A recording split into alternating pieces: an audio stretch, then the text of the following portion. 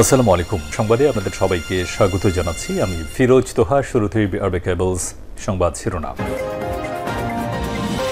জানিয়ে দেব এই মুহূর্তে হাতে পাওয়া সর্বশেষ গুরুত্বপূর্ণ আপডেট বাংলা সংবাদ। শুরুতেই থাকছে এই আন্দোলনে অন্যতম ভূমিকায় ছিল জামাত। বৈষম্য বিরোধী ছাত্র আন্দোলনকে কেন্দ্র করে গণঅভ্যুত্থানের মাধ্যমে গত ৫ই আগস্ট আওয়ামী সরকারের পতন হয়েছে। এই আন্দোলনে বাংলাদেশ জামায়াতে ইসলামীর অন্যতম ভূমিকা ছিল বলে দাবি করেছে দলটির কেন্দ্রীয় নির্বাহী পরিষদ সদস্য ও ঢাকা মহানগরী উত্তরের আমির মোহাম্মদ সেলিম উদ্দিন। এবারে জানাবো টাইগার রবিকে মারধরের অভিযোগ নিয়ে ভারতীয় পুলিশের বক্তব্য। কানপুর টেস্ট চলাকালীন ঘটে এক অনাকাঙ্ক্ষিত ঘটনা। ভারতীয় দর্শকদের মারধরের শিকার হয়েছেন বলে অভিযোগ করেছেন বাংলাদেশের সমর্থক টাইগার রবি।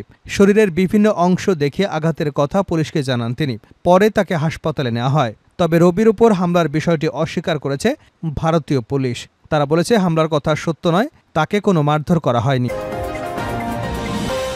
এদিকে ভারতে পালানোর সময় আওয়ামী লীগ নেতা টাইগার টিপু গ্রেপ্তার। কুমিল্লার নিশ্চিন্তপুর সীমান্ত দিয়ে ভারতে পালানোর সময় টিপু সুলতান ওরফে টাইগার টিপু নামের এক আওয়ামী লীগ নেতাকে গ্রেপ্তার করেছে বর্ডার গার্ড বাংলাদেশ। এ সময় আরও এক ব্যক্তিকে আটক করা হয়।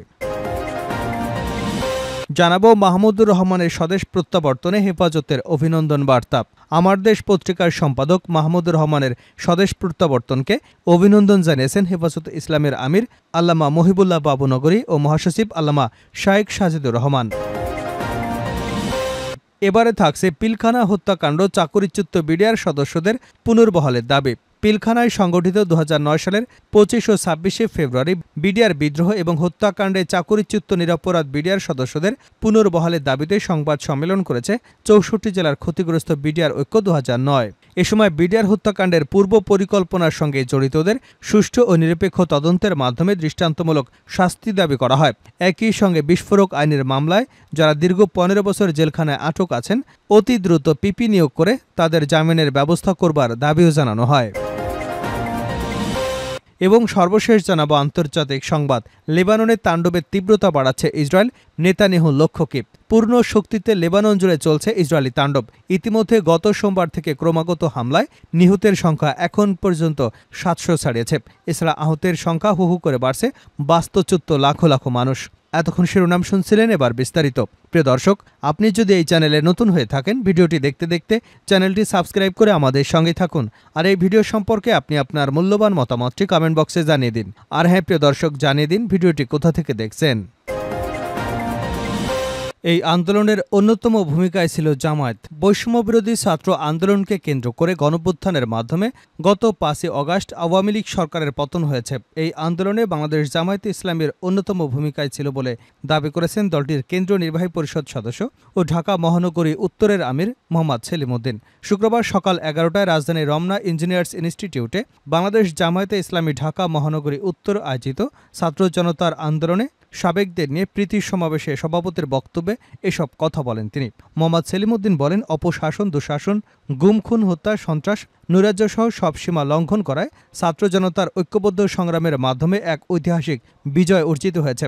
আমাদের নতুন প্রজন্ম এক অভিনব আঙ্গিকে একটি সফল এবং সার্থক আন্দোলন হয়েছে। তারা প্রচলিত হরতালের বিপরীতে বাংলা ব্লকেট, কমপ্লিট শাটডাউন, অসহযোগ আন্দোলন করে দেখিয়ে দিয়েছে এদেশের মানুষ সবসময় অপরাজয়, দুর্জয়।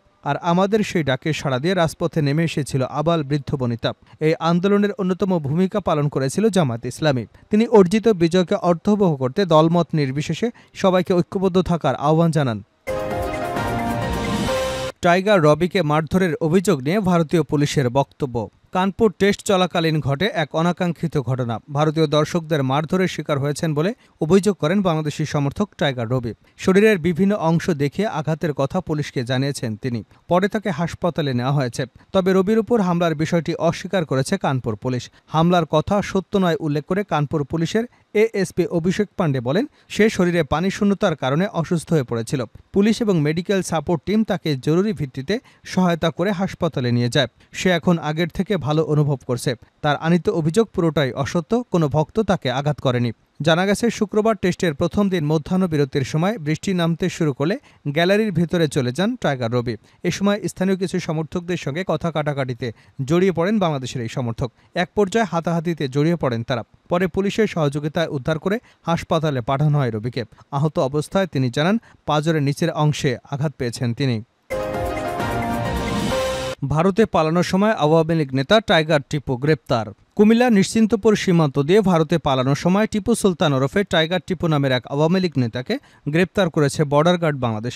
এ সময় আরও এক ব্যক্তিকে আটক করা হয়। বৃহস্পতিবার কুমিল্লার আদর্শ সদর উপজেলার নিশ্চিন্তপুর সীমান্ত এলাকা থেকে তাদের গ্রেপ্তার করা হয়। বিষয়টি গণমাধ্যমকে নিশ্চিত করেছেন ষাট বিজিবির অধিনায়ক এম জাবের বিন জব্বার। জানা গেছে, আওয়ামী লীগ নেতা টাইগার টিপু কুমিল্লার সাবেক এমপি আকমা বাহাউদ্দিন বাহারের ঘনিষ্ঠ সহযোগী এবং কুমিল্লা মহানগর আওয়ামী লীগের ৮ নম্বর ওয়ার্ডের সাংগঠনিক সম্পাদক। তিনি কুমিল্লা সিটি কর্পোরেশনের ঠাকুরপাড়া এলাকার নসিবুল্লার ছেলে। এ সময় ধরা পড়া অপর ব্যক্তি ব্রাহ্মণপাড়া উপজেলার শশীদল মানরা গ্রামের মশিউর রহমানের ছেলে মোহাম্মদ রমজানুর রহমান। জানা গেছে, বৈষম্য বিরোধী ছাত্র আন্দোলনের বিপক্ষে সরাসরি অংশগ্রহণ করে গোলাগুলি সহ বিভিন্ন হামলা এবং নির্যাতনে সরাসরি জড়িত থাকার অভিযোগ রয়েছে টাইগার টিপুর বিরুদ্ধে। আগে থেকেই তিনি ঠাকুরপাড়া সহ আশপাশের এলাকায় স্থানীয়দের অস্ত্রের ভয় দেখিয়ে আতঙ্কিত করে রাখতেন। কোতোয়ালি মডেল থানার সূত্রে জানা যায়, তার নামে বিভিন্ন অপরাধে 2টি মামলা রয়েছে। বিজিবি সূত্রে জানা গেছে, বৃহস্পতিবার সন্ধ্যায় দুজন ভারতে পালানোর উদ্দেশ্যে সীমানা অতিক্রম করার প্রস্তুতি নিচ্ছিল। এ সময় বিজিবির একটি দল সীমান্ত পিলার 2078 এম থেকে 140 গজ বাংলাদেশের অভ্যন্তরে নিশ্চিন্তপুর ফাঁকা সড়ক এলাকা থেকে মোটরসাইকেল সহ তাদের আটক করে। পরে তাদের বিরুদ্ধে আইনগত ব্যবস্থা গ্রহণের জন্য কুমিল্লা জেলা কোতোয়ালি মডেল থানায় পাঠানো হয়।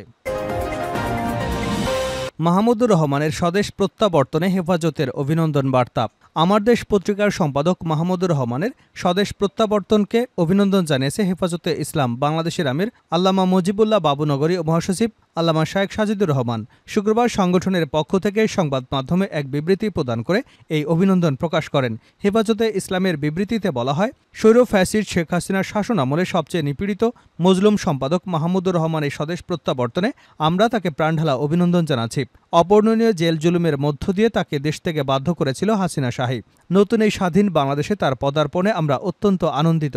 বিবৃতিতে তারা আরও বলেন, 2013 সালে হেফাজতে ইসলাম বাংলাদেশের আন্দোলন সংগ্রামকে জাতীয় পর্যায়ে তুলে ধরতে ঈমানদীপ্ত সম্পাদক মাহমুদুর রহমানের আমাদের পত্রিকা অগ্রণী ভূমিকা পালন করেছিল। এছাড়া দেশপ্রেমিক জনতার কাছে শাহবাগী ফ্যাসিজমের স্বরূপ উন্মোচনে তার পত্রিকা সাহসী সাংবাদিকতার অনন্য দৃষ্টান্ত উপস্থাপন করেছিল। দেশের ফ্যাসিবাদ বিরোধী সাংবাদিকতার পথিকৃৎ হিসেবে তার লড়াকু ভূমিকা যুগে যুগে আমাদের প্রেরণা যোগাবে বলে আমরা বিশ্বাস করি। মাহমুদুর রহমান সম্পাদিত আমার দেশ পত্রিকার আবেদন ও প্রয়োজন কখনো ফুরাবে না, এই আশাবাদ ব্যক্ত করে হেফাজতে ইসলাম বাংলাদেশ বলেন, ইসলাম বিদ্বেষী সেকুলার ফ্যাসিবাদের বিরুদ্ধে লড়াই পত্রিকাটির শূন্যতা আমরা এখনও অনুভব করি। দেশপ্রেমিক জনগণ পত্রিকাটি আবারও হাতে পাওয়ার অপেক্ষা রয়েছে। আমরা আশা করি জাতির গর্ব মাহমুদুর রহমানের নেতৃত্বে আমার দেশ পত্রিকা অতি সত্বর পুনরায় চালু হবে এবং দেশপ্রেমিক জনগণের কণ্ঠস্বর বীরদর্পে এগিয়ে যাবে ইনশাআল্লাহ। শেষ করছে আন্তর্জাতিক সংবাদ দিয়ে। লেবাননের তাণ্ডবের তীব্রতা বাড়াচ্ছে ইসরায়েল, নেতানিয়াহুর লক্ষ্য কি? পূর্ণ শক্তিতে লেবানন জুড়ে চলছে ইসরায়েলি তাণ্ডব। ইতিমধ্যে গত সোমবার থেকে ক্রমাগত হামলায় নিহতের সংখ্যা এখন পর্যন্ত 700 ছাড়িয়েছে। এছাড়া আহতের সংখ্যা হু হু করে বাড়ছে। বাস্তুচ্যুত লাখ লাখ মানুষ। ইসরায়েলের দাবি, সীমান্তে নিরাপত্তা ফিরিয়ে আনতে হিজবুল্লাহর উপর হামলার প্রয়োজন রয়েছে। তবে বিশ্লেষকরা এই হামলার নেপথ্য হিসেবে 3টি কারণের দিকে ইঙ্গিত করেছেন। 1 বছর আগে লেবাননের ইরান সমর্থিত হিজবুল্লাহ মিলিশিয়া উত্তর ইসরায়েলের সীমান্ত এলাকায় গোলাবর্ষণ শুরু করলে প্রায় 60,000 ইসরায়েলি নিজেদের বাড়িঘর ছেড়ে যেতে বাধ্য হয়েছিল। মার্কিন যুক্তরাষ্ট্র এবং জার্মানি সহ বেশ কয়েকটি দেশ হিজবুল্লাহকে সন্ত্রাসী সংগঠন হিসেবে তালিকাভুক্ত করেছে। ইউরোপীয় ইউনিয়ন হিজবুল্লাহর সশস্ত্র শাখাকে সন্ত্রাসী গোষ্ঠীর তালিকায় অন্তর্ভুক্ত করেছে। হিজবুল্লাহর দাবি, গাজায় হামাসের সমর্থনে তারা রকেট হামলা চালাচ্ছে। হামাসকেও জার্মানি, মার্কিন যুক্তরাষ্ট্র, ইইউ এবং অন্য অনেক দেশ সন্ত্রাসী সংগঠন হিসেবে তালিকাভুক্ত করেছে। গাজায় হামাস পরিচালিত স্বাস্থ্য মন্ত্রণালয় হামাসের বিরুদ্ধে ইসরায়েলের যুদ্ধে অন্তত 41,000 মানুষ নিহত হয়েছেন। লেবাননে ইসরায়েলের হামলায় মৃতের সংখ্যা বেড়েই চলেছে। ইসরায়েলের বিমান হামলায় যোগাযোগ ডিভাইসের বিস্ফোরণে লেবানন জুড়ে প্রায় 6 শতাধিক মানুষ মারা গেছেন, আহত হয়েছেন কয়েক হাজার। ইউরোপীয় ইউনিয়নের পররাষ্ট্র বিষয়ক প্রধান জোসেফ বোরেল পরিস্থিতিটিকে প্রায় পূর্ণাঙ্গ যুদ্ধ বলে আখ্যা দিয়েছেন। যুক্তরাজ্যভিত্তিক থিঙ্ক ট্যাঙ্ক চ্যাথাম হাউসের মধ্যপ্রাচ্য এবং দক্ষিণ আফ্রিকা প্রোগ্রামের পরিচালক সানাম ভোকিলের মতে, বর্তমান সামরিক অভিযান এবং সংঘাতের বিপজ্জনক মোড় প্রধানত ইসরায়েলের বিরুদ্ধে বাস্তুচ্যুত নাগরিকদের নিজের এলাকায় ফেরত চাওয়ার ন্যায্যতা এবং আবরণ হিসেবে ব্যবহার করা হয়েছে। তবে তার মতে লেবাননে ইসরায়েলের বর্তমান হামলার পেছনে আরও কারণ রয়েছে।